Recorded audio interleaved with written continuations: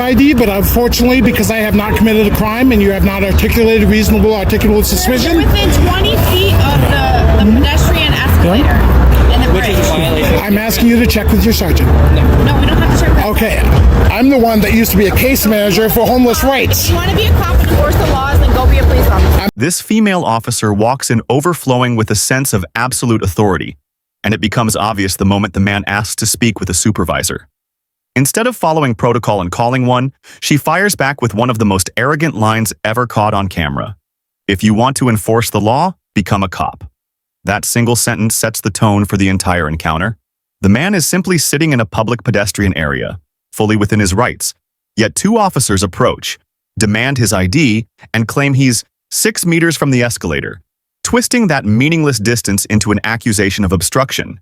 When he asks the basic question every citizen has the right to ask, what crime am I committing? They can't answer. No statute, no evidence, no reasonable suspicion, just the same commands repeated over and over. He remains calm, continues recording, and explains that his activity is constitutionally protected, citing ACLU involvement, previous dismissed cases, and internal affairs confirmations that what he's doing is not a crime. But all the officers can do is cling to the same line. You're within 6 meters. When he again requests a supervisor, the female officer flips into full enforcement mode, escalating the situation simply because her authority was questioned. This is a textbook example of power being abused through ignorance of the law, and of how an ordinary citizen is forced to become the only person reminding them of the Constitution. Watch closely and share your thoughts in the comments. Just to let you know, you are being audio and video recorded. Same for you, sir. Okay. All right. Hey, so the reason I stopped you, you're within 20 feet of the pedestrian bridge. You can't block that. Not blocking it. No, you can't be in the way. That's the end. Actually, I'm allowed to be here. This is the public right of way. It's already been tested legally. You know what I mean? Not allowed to be. I am allowed to be right here. You're not allowed to stop within 20 feet of these elevators. So, do you have ID on your person? Do you suspect me of committing a crime? Yes. What crime have I committed? Blocking the pedestrian bridge. Would you believe it if I told you I've already tested this and I know legally that I have not, this is not a crime? Do you have ID on your person? I have ID, but unfortunately, because I have not committed a crime and you have not articulated reasonable articulable suspicion. You're within 20 feet of the pedestrian escalator and the Which bridge. is a violation. I'm asking you to check with your sergeant. No, we don't have to check that. Okay, it is part of your policy to check with your sergeant before you violate my First Amendment right. So, are you going to identify? My First and Fourth Amendment right. Are you going to identify yourself?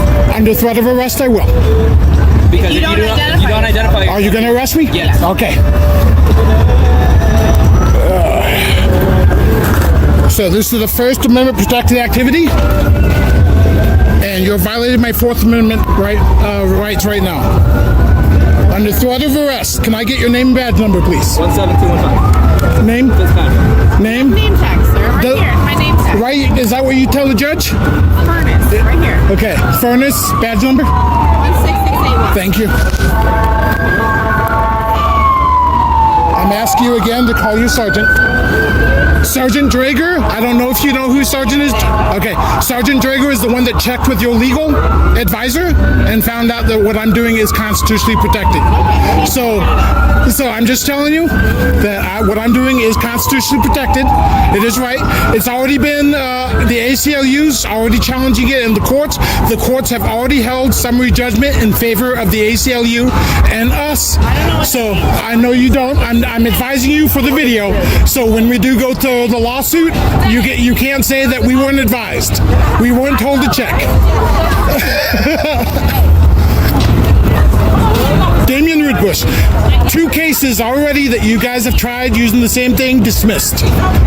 Prosecution would not take it. You know what I mean? And the reason I went to IA last June, and they said it was a training issue. So I told them, okay, if it's training, then it shouldn't happen again. So now that it has happened again, guess what? They've left me alone since June, of last year. So since it has happened again, this is no longer a training issue. Thank you. Can I get my ID back now? No, he's not. You already called it in. Nope, not yet. As of right now, you are detained. Detained? Yep, you are detained. For what crime? Pedestrian close-up.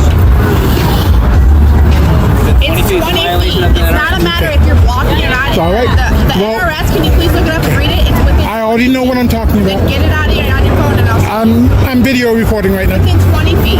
Okay. So if I'm sitting along the ways of the public right way? Yeah, you can sit over there because you're outside 20 feet. So if you want to go around the corner and sit, you'll be outside 20 feet. This is within 20 feet of the bridge and the pedestrian. Can I show you that it's not? I'm going to do 20 feet right now. That's your 20 feet. No, the 20. I'm going to do actual 20 feet. I have a device that actually measures laser. You use LiDAR. LiDAR is the most accurate measurements ever. Okay, well, I'm not going to go on my articulation based on your measurements. That's not how we work. Okay, well, you need to measure. Otherwise, it's unconstitutional. You need to measure. Just the same thing if somebody has an amplified device, okay? You know how you can't be above certain decibels? You can't come down and say that I think it's certain decibels. You have to... I didn't say the decibel. No, I'm trying to use it as an example. Come on, don't be difficult. Don't let your ego get in the way. I'm being respectful. For example, we're just addressing your crime that you're committing right now. I'm not committing a crime. If you believe I am, go ahead and cite me. We already detained you because we Okay. I'm going to stand up right now. Why? Because sitting down in this position with you over me is kind of a... So, yeah.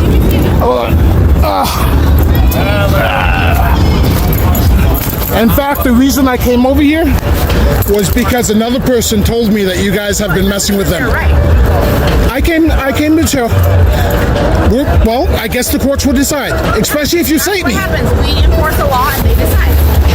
So even when they decide contrary to what you are trying to enforce, you're still going to do it?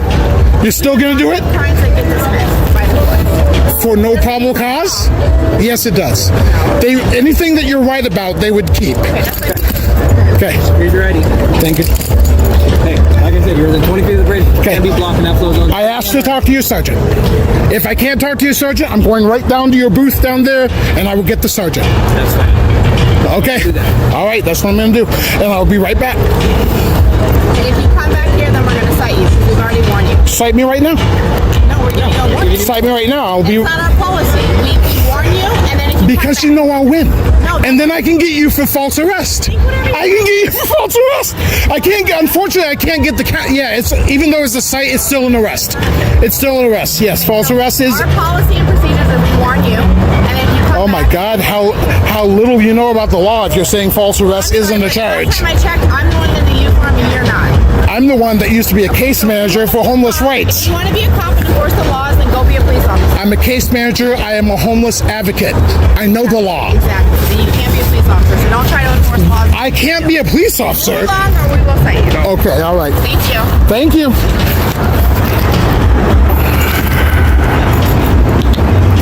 I'm asking you to call your sergeant again.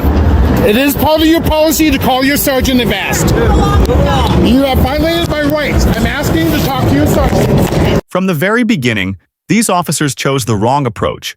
They tried to assert authority they didn't actually have, claiming the man was committing a crime, while failing to cite a single statute, ignoring his request to speak with a sergeant, and bypassing the required protocol whenever First Amendment rights are involved.